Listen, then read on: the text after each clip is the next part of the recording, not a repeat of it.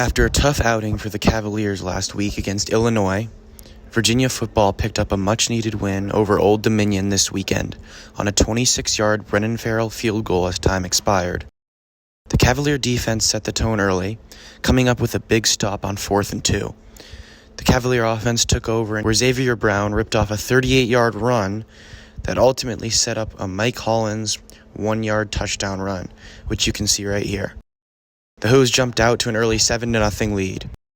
After an ODU muffed punt turnover early in the second quarter, the UVA offense failed to score after having 1st and goal from the 4-yard line, settling for a field goal to go up 10-0. After another defensive hold, the Hoos got another nice drive going, including this connection from two Cavalier favorites, Brennan Armstrong and Dontavian Wicks, and this vintage Brennan Armstrong run to pick up the first down on 3rd and 16. Back in the red zone, Mike Hollins fumbled the football on 3rd and 2. Unfortunately, this was a deflating turnover for the offense that seemed to finally be finding its stride. The defense was strong all day and quickly got another stop to give the Cavalier offense another crack at scoring before the half. The offense started to put another solid drive together, only for Brennan Armstrong to fumble after scrambling around midfield with 50 seconds left.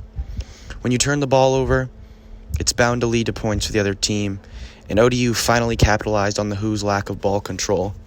ODU quarterback Hayden Wolf put together a string of nice throws and ultimately made this beautiful pylon touchdown throw to Ali Jennings for the score, making it 10-7 going into the half. The Cavalier defense got another stop coming out of the locker room, thanks to this great tackle from Cam Butler. The Hoos offense took over and made this big play, backed up on 3rd and 19, with Armstrong finding Keaton Thompson for the 45-yard pass play. The Hoos put together another drive and once again found themselves with a 1st and goal situation after this float completion to Grant Mish, only to once again turn the ball over. Armstrong never saw this blindside rush and got blown up here for the 3rd turnover for the Hoos offense on the day. Thankfully, the Hoos turnovers didn't lead to nearly as many ODU scores as they could have, and neither team put any points on the board in the 3rd quarter. The offense put together a strong drive to start the 4th, ending in another Farrell field goal to go up 13-7 with 8 minutes and 37 seconds to play. After trading a few punts, the Cavalier offense again got into field goal range.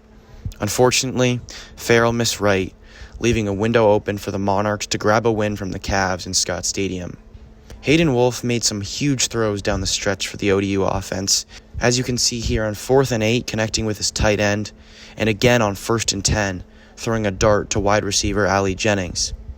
After a pass interference call on 4th and 15, the ODU offense found themselves in the red zone, and on 2nd and 10, the Wolf to tight end Kuntz connection put the Cavaliers on the brink of a terrible loss. With 1 minute left, the Cavaliers took over for their most important drive of the season. Brennan Armstrong certainly wasn't great on the day, but he took over here down the stretch. He connected for the biggest play of the game to wide receiver Lavelle Davis up the middle, and followed it up with a 13-yard run to set up a field goal try. After a pass interference to set up the Hoos on the 10-yard line, Brendan Farrell drilled this 26-yarder to win. Though it wasn't pretty, this much-needed victory improves the Hoos to 2-1 on the season. UVA football travels to Syracuse for a Friday night ACC showdown this week. My name is Henry Pallatroni, and this was a WUVA Sports UVA football game recap.